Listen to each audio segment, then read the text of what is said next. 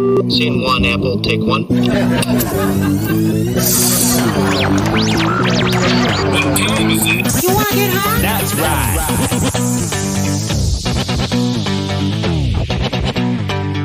You caught me smoking, you caught me smoking, you caught me smoking, you caught me smoking, you caught me smoking, you caught me smoking. It's a motherfucking podcast. What is up, family? How's everybody going? How's everybody doing today? If I could talk this Saturday evening. But it is Saturday, and this is Oops Caught Me Smoking, and thank you for clicking that play button, as always. And today we do have a special guest on. Normally, I do have two guests. Normally, I have a main guest and like a comedic guest or a musical guest. But today, I had to take the entire show for this one person. We have... He has the title of the 14 Days in Beijing novel. His name is Chancellor K. Jackson, and we'll be bringing him up here in a second. But first, let's show you guys what I'm smoking on. Black Banana Cookies is a hybrid marijuana strain made by crossing Banana Fire Cookies and Blackberry Kush. This powerhouse strain produces big, frosty nuggets with vivid color profiles.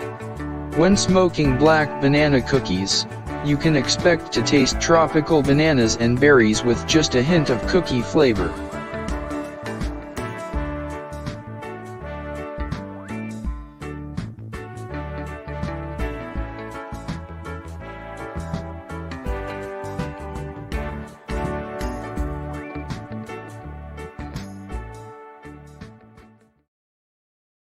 That's right. We got some black banana cookies in my bowl over here. We'll be chiefing on that here in a second. And before we get started, let's do a dab real quick. Let's do a dab. Why not?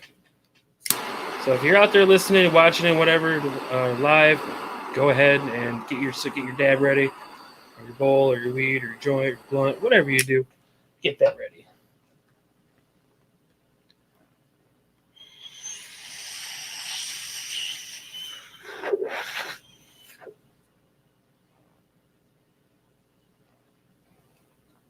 And we are dabbing out some Slurricane from Petro. So, without further ado, Chancellor K. Jackson, everybody. Hey, peace, love, and prosperity, everybody. Hey, how's it going, bud? Hey, man, we living our best life, King. You feel me? Can't do nothing but that. Nothing but that. So. Exactly. So you're chiefing on a little something over there by yourself too, aren't you? Just some regular sour diesel. That's it. Oh. And not too special, not too spectacular. You know what I'm saying? Just plain Jane for the most part. Is that West Coast sour diesel? New York. You know, New York. They fuck with the sour up top and shit. So yep. You know what I'm saying? Yep. That's all. Yeah. That's their preference. They go to. You know what I'm saying? They don't even really fuck with anything else.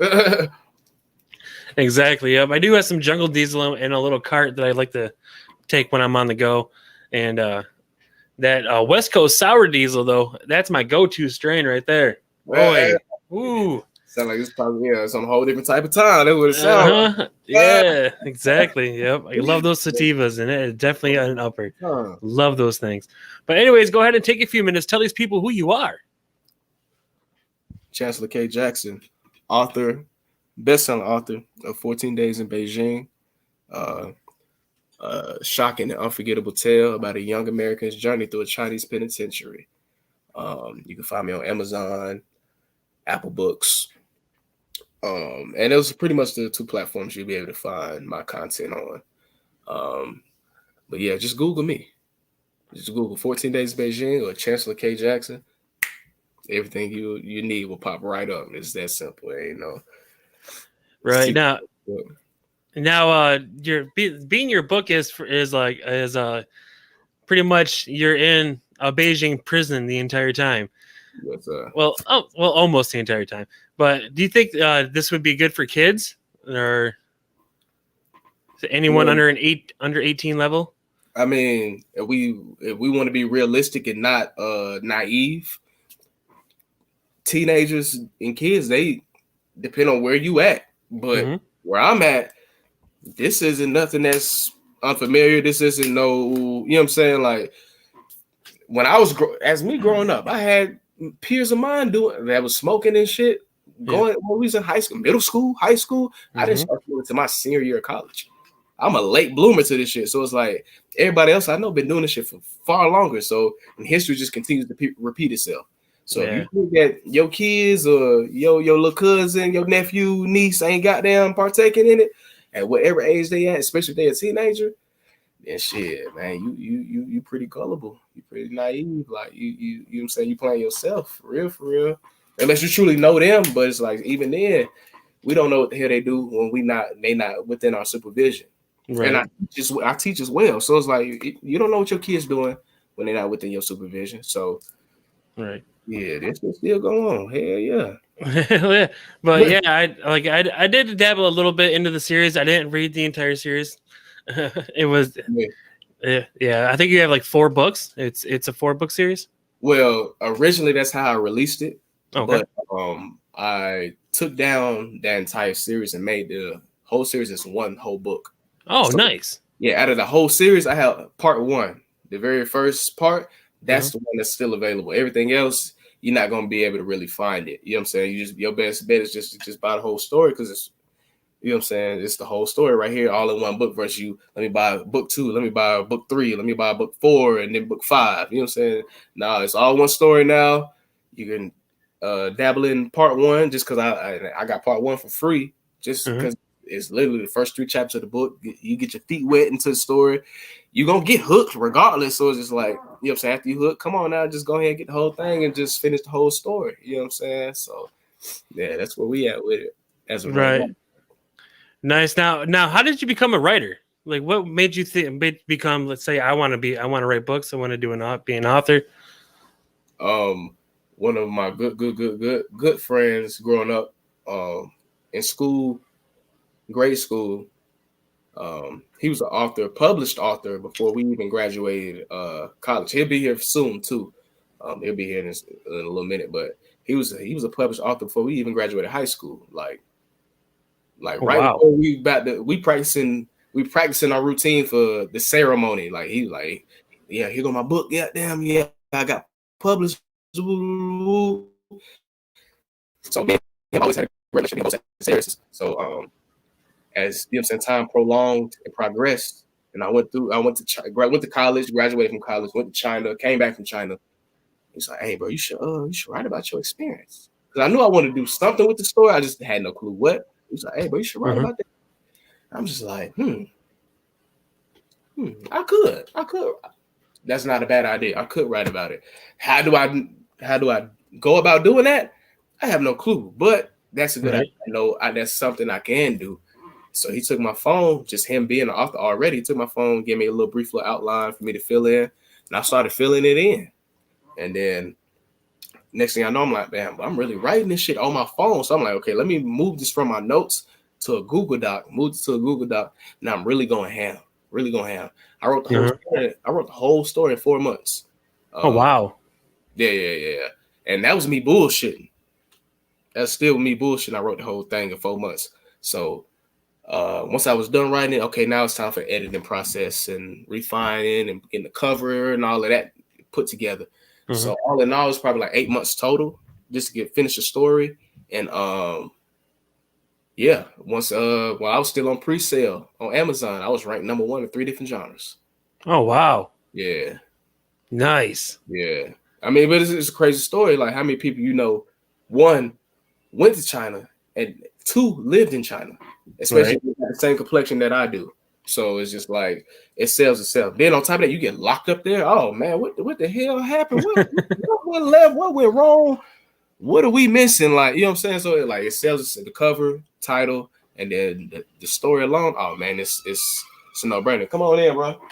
Yeah, I did. Look, this is my partner. This is the same one that told me to write the book. This him right here. Oh, hey, what's up, man? If you want to introduce Jeff, go ahead. Oh, me. What's up, man? How you doing? My name is DeMarco Redness, man. Nice to meet you. You too, buddy. Yeah. Oh, me. Yeah. Awesome. But yeah, so like before you went to China, like it's funny because you say it's 14 days in Beijing and you're locked up in a Beijing prison, but you're not like one of those people like that seemed like you'd be like going to prison because you Not at come all. from like a D1 school. Exactly. You're an athlete. Like I just learned this that you were a D1 athlete. Yeah. So, All right. Exactly. So it's like and me growing up in the area, I'm from Atlanta, Northwest Atlanta. For those that's familiar with the Atlanta area, from Smyrna, but from those that ain't, I'm Northwest Atlanta. I grew up with peers that was in and out of juvenile detention centers, and of course that translated to actual jail. Once we got older, I know plenty of folks that was incarcerated for, you know what I'm saying, numerous times for various reasons. Mhm. And just me at that point in time in my life, even still now, I'm like, that's never been my character. That's not what I'm on. I play sports. I got goals, ambitions, and I have things that I really want to work towards. I want to defy all odds instead of goddamn falling into them and fitting them. So that was just my whole goal about it and everything. So once I actually did end up getting locked up, and it's my first time getting locked up. I'm on the other side of the world. I didn't even get locked up in America. First time I'm on the other side of the world. It's just like, damn, bro. Right. Like I wrote a poem for my book as well. It's like it's called Free Me. It's like, bro, never would I thought the phrase "free me" would mean free me.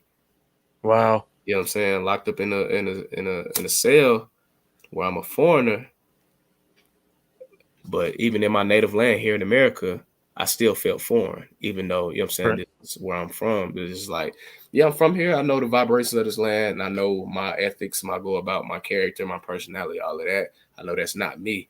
Mhm. Just with me being so in tune with myself and so different and standing on it, that's still foreign and taboo to most people that I know. Most people don't know nothing about themselves, can't tell you who they are in depth, or don't have no morals. They ain't got nothing.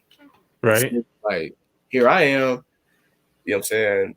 I'm just same age as y'all. We all young together, but it's like I'm on a whole different type of time. But it's like y'all looking at me like, what the fuck? Who is it? You know what I'm saying? I'm still foreign, even though I'm from here. You know what I'm saying? And most of y'all not even from here. Y'all just grew up here. I'm from here. So it's just like, yeah, even in my native land, I still feel foreign, but I felt at home simultaneously. You know what I mean? Right. Yeah. How is China though? Like besides the whole prison experience, because you weren't in prison your entire stay at China, correct? No. Okay. I lived in China. I was in China for 6 months. I got into China October 10th, 2018. I got locked up April 4th, 2019. That's a whole 6 months. Mm-hmm. Goddamn. You know what I'm saying? So China was lit prior to my last 14 days, which is what the book's about. It's about my last 14 days. Everything prior to that, China was the ultimate adventure. The ultimate adventure. I'm in a completely foreign territory, living. I'm young, working, making money. Man, I'm living my best life. Like, we go to clubs, I'm meeting different people, different women. It's lit. Like, I'm I'm living my best life. Like, China was so much fun. It shit just went left towards the end.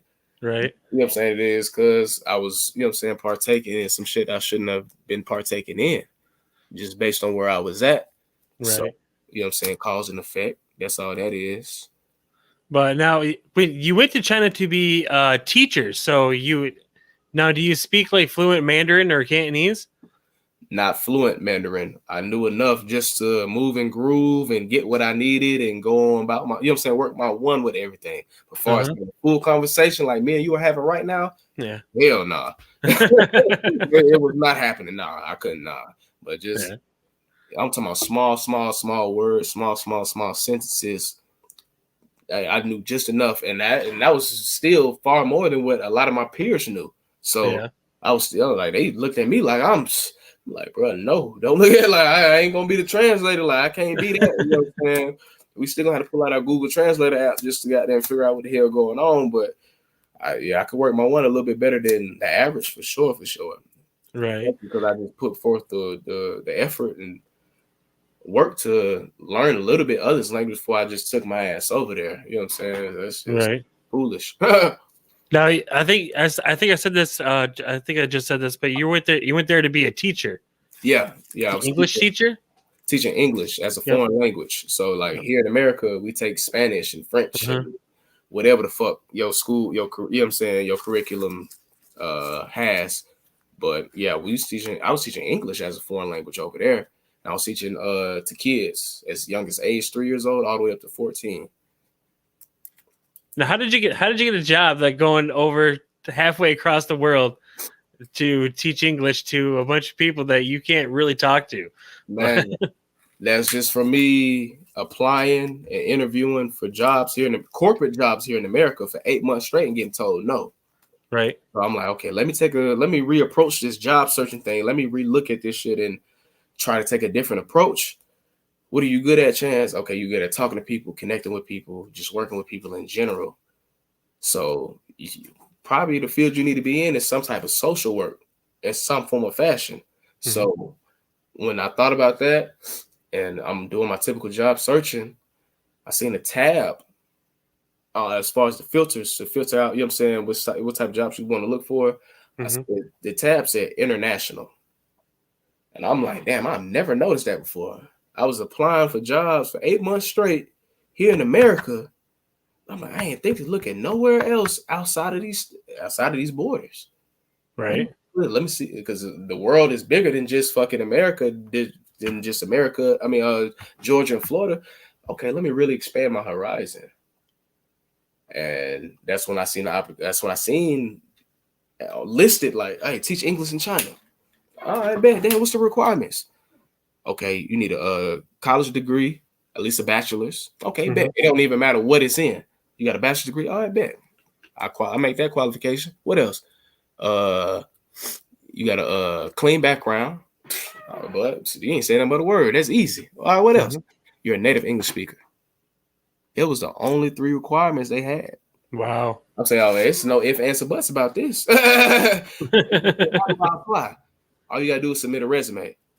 And for those that ever job searched or apply for jobs on LinkedIn, if all you gotta do is submit a resume, that's literally 2 clicks. You click on apply and then submit, and that's all you gotta do. It's 2 clicks. I'm like, bro, that's nothing. Like I ain't gotta go through no extra questionnaires. It's gonna take me to this whole other site. I gotta feel, you know what I'm saying? It's not gonna be no hour-long process. It's literally 2 seconds. I can do that. Boom, boom. Okay, and I'm going about my business. Ended up landing the interview, ended up getting the job, and I'm just like, I'm lost for words. Like 8 months of me applying, interviewing, all of this, getting flown out, all different type of shit for corporate jobs in America, being told no. 8 months straight. First job tell me yes on the other side of the world. It's no ifs, ands, or buts about it. Right. That's like it had to be kind of scary just thinking that you're just leaving home to go halfway across the world to like a foreign land you've never been before. But also interesting, something that you can't turn down. So why not? Not at all. Like it was. I'm a Sagittarius, so I'm a adventurous spirit. Naturally, you know what I'm saying. I'm looking at. I'm like, this just sound like the ultimate job to have. At least for me, fresh out of college. Like I'm gonna be in a different country. I'm gonna be doing something I never thought I'd be doing. I know it ain't gonna be too challenging. You know what I'm saying? Because I read like far as just the job description. I'm like, bro, I can do this. Like this ain't nothing. I can do this for sure. So I'm like, and it's just like, bro, who else do I know that's gonna be on this type of time? Right. It's like it was just a no-brainer for me. I'm like, bro, yeah, I gotta do this shit, bro. I got to, and it was everything. Like, yep. So you graduate from college, you go off, you're off to Beijing, you're teaching English, and you're having the time of your life, and then cops kick in your door, and why? That's still a mystery to this day. It's crazy. I did an interview just the other day, and she read the whole book. She read my whole book. She was like, and that was one of her questions. Like, okay, what provoked them to come to your apartment? I have no clue. I'm like, hopefully the reader can figure this part of the mystery out because my book is mysterious. Because like, I have no clue what's going on, what's going to happen to me. I just know shit went left, and now I'm in this predicament. Right. I don't know. I can't tell you nothing else aside from that. So, like, I have no clue why they showed up at my door. That's still a mystery to this day. But yeah, they showed up at the door. They just arrested you and threw you in prison. What they didn't tell you for well, it? really, they after they showed up at the door, they was asking me if it was like drugs in the house. Of course, I'm playing the fool, all of that. Then they drug tested me on the spot. Oh wow. Yeah, when I seen the drug test, I said, "Oh yeah, it's over with." Because I just got done smoking prior to them showing up to my door. So when it should happen, I was like, well, once they put out a drug test, I said, "Oh yeah, it's over with." So once I failed the drug test, they really ransacking my my apartment and shit, and then actually ended up finding the little bit of cannabis that I did have. And that's when they arrested me after they found it. And this is all within the very, very, very. This is all chapter 1 in my book. Wow. For those that don't know, like shit. As soon as you start reading, shit pops off. It ain't no, you know what I'm saying? It dragged out long. Yeah, no, it gets straight to it. You know what I'm saying? Like she hits the fan immediately. Right. So did they, when you get into the prison, did they let you get like a phone call or anything? Can you call anybody? Or no. you just like throw you in like what you like to call a fishbowl? Not really, I'm not, after y'all done caught me red-handed doing what I was doing, which I know I shouldn't have been doing, but I'm still doing it. I'm not finna sit here and tell y'all nothing extra than if y'all not gonna ask. And if y'all not sitting here asking me no extra questions, I'm not finna say nothing. So after they arrested me, I didn't say nothing else to them folks for the rest of the time until it was time for me to be interrogated. And they didn't say nothing else to me until it was time for me to be interrogated. So the whole time I'm just sitting. I don't know what the fuck finna happen. No clue. But I'm like, I ain't got shit to say to y'all folks. And shit, I'm not finna see how this shit play out. For real. Wow. I'm just finna see. I ain't got nothing to say to y'all, bro. Wow. Yeah, for everyone out there watching live, if you do have any questions for Chancellor, just go ahead and type them in the comments, and I'll throw them up on the questions. Or if you have any questions for me, I'll throw them up on the screen. Thanks. But yeah, so you're just sitting in a fishbowl with a bunch of like foreign men. Well, not foreign men because they're in their country. Yeah. So you're like the only foreigner in this whole cell. Yep. And so what's going through your mind at this point in time? Like, I'm just like, here I am in a cell with 14 other Chinese men, including myself. So it's 15 of us total. We got 9 wooden beds to sleep on.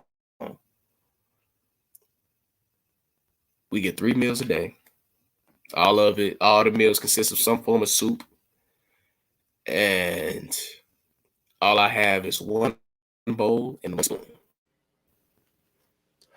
One bowl, one spoon? To eat our meals with. Aside from that, that's all I got. I ain't got no toothbrush, no toothpaste, soap, nothing. This all I got is a bowl and spoon. And I'm just here sitting, don't know what's gonna happen to me. So of course, you know what I'm saying, I'm just spending a lot of time on my head. But this is just the first 3 days. The first 3 days, I'm the only English speaker in my cell. On my 4th day, that's when they moved me to another cell, and I'm in a cell with 2 other English speakers. One of them is a Chinese American from California. The other one is Brazilian from Brazil. So now that's when things start to, all the dots begin to get connected then, just because, okay, I can communicate with somebody and start to figure out what the hell is to come. You know what I'm saying? Like, how this shit play out. You know what I'm saying? But prior to the first 3 days, it's just me. I'm thugging it. I ain't got no choice but to thug it. You know what I'm saying? Jeez. So I'm just in my head, just at war with my reflections. That's chapter 3, war with my reflections. So, you know what I'm saying? And I'm a person that self-reflect a lot in general. So it's like now I have nothing but the space and opportunity to do nothing but that. Oh yeah, I'm finna do that 10 times fold. Just cause it's like, bro, what the fuck have I gotten myself into? What the hell happened? Like, what did I go wrong? I'm just questioning everything, trying to figure out what the hell. You know what I'm saying? Trying to make sense of everything. And nothing has been told to me. So I don't know what the hell's going on. So I got to try to make sense of this shit for myself. Right. Yeah, especially if you can't talk to nobody. So. And I'm not from here on top of it. So it's like, shit, bro. Even whatever I do come up with, I don't mean that shit probably nowhere near accurate. You know what I'm saying? Whatever it is, just to make the time go by faster, just ease my mind as I'm going through it. So, yeah. So yeah, when you got with the other two English speaking prisoners that you were in there with, is that when you started like connecting like what was going on, like why am I here and when am I getting out type of thing? Did you like feel like some kind of relief? Like did you know when you were going to get out at that point or no? Able to learn how how to just I know how this jail works. I know how this process works. At least I'm learning. I know what our schedule is, what's our regimen, how the process works for us to get out of here, what you got to do in order to get out of here. Like now I'm learning what should have been explained to me at the very beginning. I had no clue of. Now I'm learning as I'm going. So it's like we chapters into the book, and I'm just now figuring out a lot of different shit that I probably, you know what I'm saying, that everybody else know. They know how long they should be there. They know how they were sentenced a certain, you know, they know how long they were sentenced. They know everything. Me, I'm just like, bro, I have no clue what to tell you, bro. You're just in there until someone says, "Hey, you leave." On me, I'm just waiting on my call, and I'm gonna play my role until that time comes. And I test that just me playing football. You know what I'm saying? Just being able to be. If you play D1 football, coach tell us it's time for us to do conditioning. You're not finna say, "Damn, coach, why we got to condition, bro? God damn, bro, you tripping, bro? What? You know, nah. This is what we have to do." So it's like, ain't no ifs, ands, or buts about it. You gonna lock your ass down, and you finna run these fucking sprints. So it's just like I just like shit. Football prepared me for this, so ain't no real explanation of what we finna do and why we gotta do it. Hey, shit. All right, bet whatever's going. Being compliant is gonna get me out here faster versus me goddamn trying to buck and be rebellious. That's this shit, and that's not gonna make shit any better. So let me just play my role and let's be logical and strategic about this, so we can get the hell up out of here at the end of the day. You know what I'm saying? Like all the other shit is, you know what I'm saying? You just come on, bro. You tripping now? You tweaking, right? Man, just trying to survive just to get home. That's pretty much. Come on, at this point. Yeah. But I don't want you to give too much away about your book because I do actually do want the people out there listening and watching to go to Amazon. That part. Cop that book. That part. And I got a free version available as well. Like I said, it's the first 3 chapters, so you get your feet wet. But once you get done with them 3 chapters, you can be like, damn, I need to go ahead and just go get the whole thing. So either or, it don't make me no difference. You can start with the free one and then get the paid version, or just start off with the paid version. The statistics definitely benefit in my behalf regardless, so the choice is yours. I got options for you, baby. It's like number 1 in 3 genres, everybody. The link is in the description if you want to go check out the book. So yeah, that's awesome. I do want to talk to you about some Division I football because I am a sports fanatic. Okay. I have another podcast called Bet That with Dan and Jerian where that's all we do is debate sports and talk about sports. So D1 football, what is that like? And just take us through a day of D1 football. So shit, you got to start off with fall camp because that's going to be your first introduction to real D1 college football. Just fall camp. Now fall camp is pretty much like mini camp for the NFL. You know what I'm saying? We preparing for the season. So you can imagine how competitive and how serious it is from a professional standpoint. Well, Division I, that's damn near a tier below it. So it's just like it's still on that same type of time, that same intensity. You know what I'm saying? It's still that. So your whole day is mapped out for you from the time you wake up to the time it's time for you to go to bed. And camp might be 2 weeks, 3 weeks, depending on what school you at and all of this, that, and the other. But for that, you know what I'm saying, however long that duration of time is for where you are, that's all you're doing the whole time. You might be up at 5 o'clock in the morning. You might be up at 6 o'clock in the morning. You know what I'm saying? If you live off campus, you might be up at 4 o'clock in the morning. And then from 6:30 on, you go 6:30, we got breakfast. Then we got positional meetings at goddamn 7:30, 8 o'clock. And then we got the coaches meeting and then y'all doing something else. Y'all got to go do paperwork do concussion tests, physicals, or some other shit. Come back. Then you know what I'm saying? We got special teams meetings and all this, that, and the other. Goddamn, let's get a little walkthrough in. Let's goddamn let's go practice, and then we still got lunch and dinner, and then you know what I'm saying. And during camp, there's really no school for real. So you really got to do no schoolwork just yet. But like seasons comes, like shit, you got to accumulate that too. And then all in all, just balancing the social life with this intense, you know what I'm saying, schedule that you already have versus the regular person that's just, yeah, I'm here on who so and so's money, whoever that may, whatever relative that may be, or shit, I may be getting it at the mud myself. But it's like shit, I only got class, like classes, and that's pretty much it. And anything extracurricular that you may want to do, but if you ain't got nothing extracurricular going on, then shit, you just a regular ass student. So once you go to classes, shit, you got the rest of the day to do whatever the fuck you want to do, unless you working a part-time job or some shit. But if you ain't on that type of time, then shit, oh yeah, you just, you know what I'm saying, living your best life. You go to class, and that's pretty much it for your schedule. Versus foreplay, you got class, you got meetings, practice, workouts, lifts, study hall, meals, and then I was a resident assistant on top of that. So, oh wow, yeah. So I my plate was full. My plate was full for real.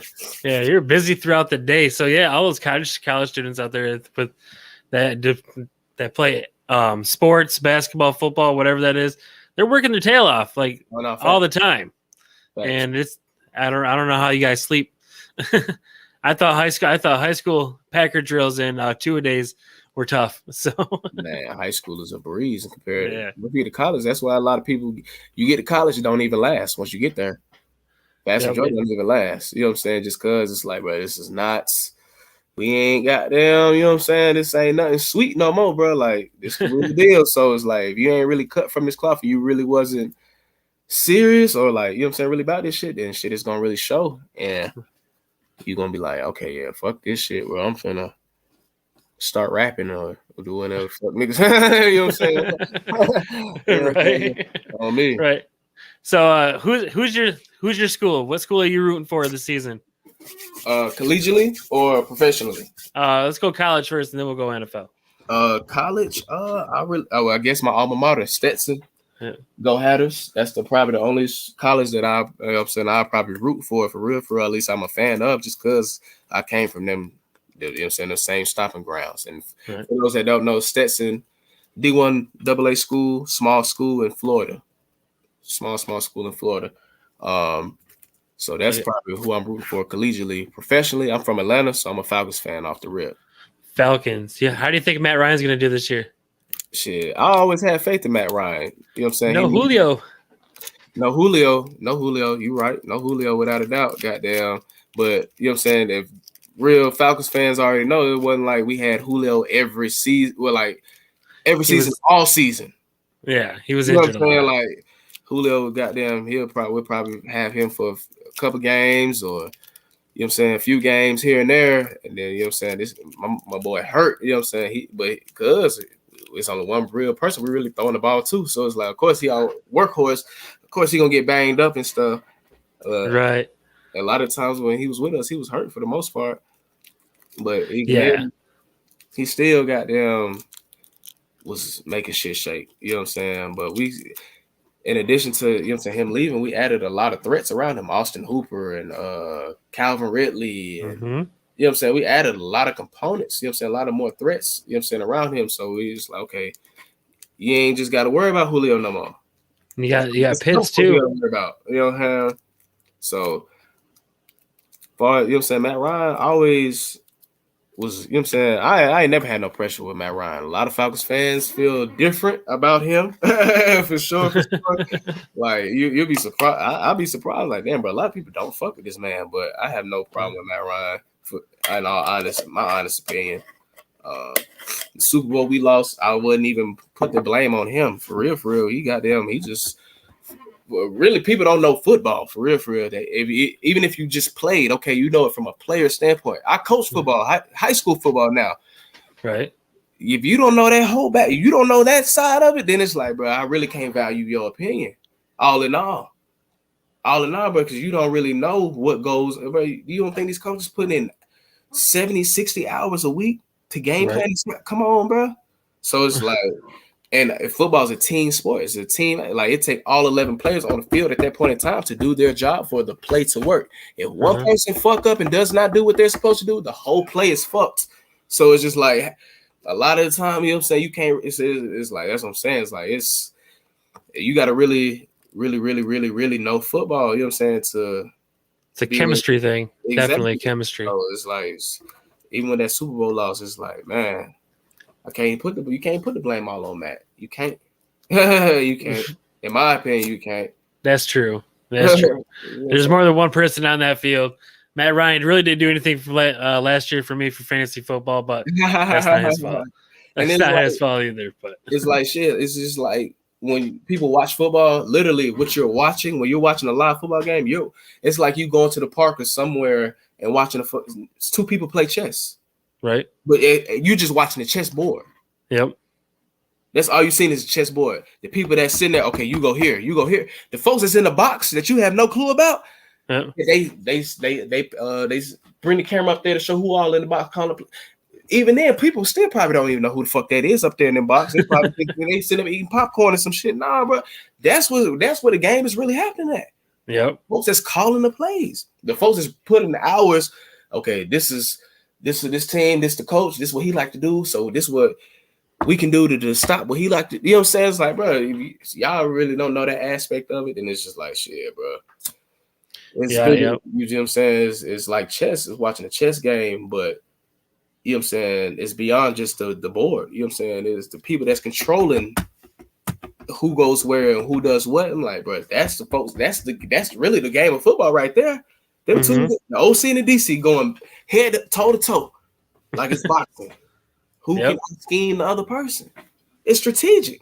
But people, they always it's just niggas running into each other. Niggas just, you know what I'm saying? That's all they look at it as. It's this barbaric sport, just musclehead sport. Like, nah, bro, you got to be very intelligent to play this game.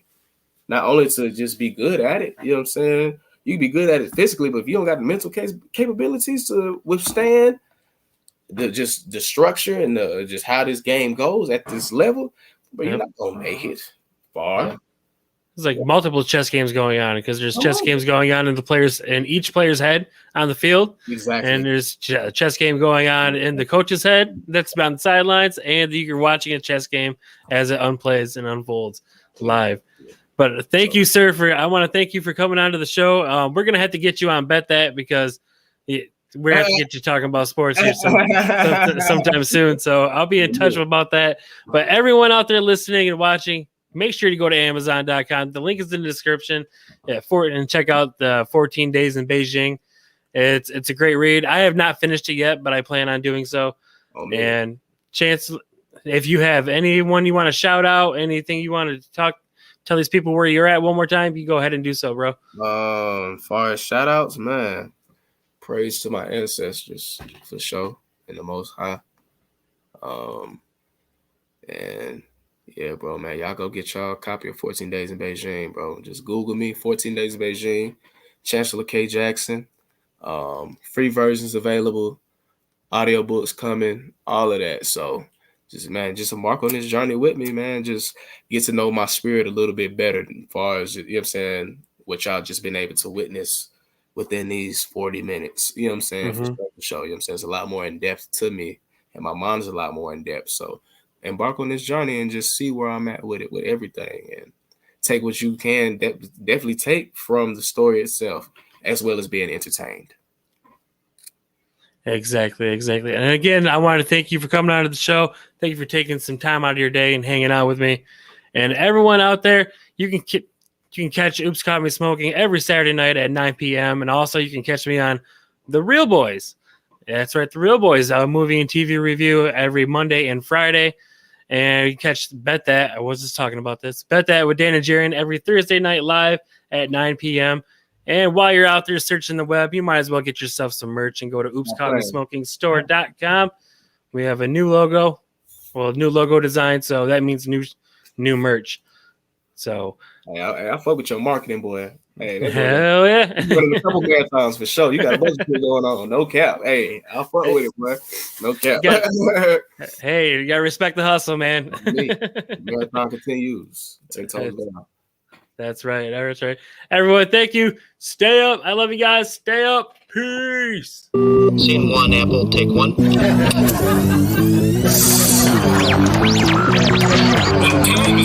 want to get high? That's right.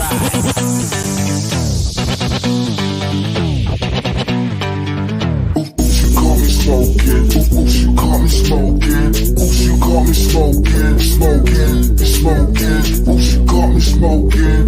You got me smoking. You got me smoking. It's a motherfucking podcast.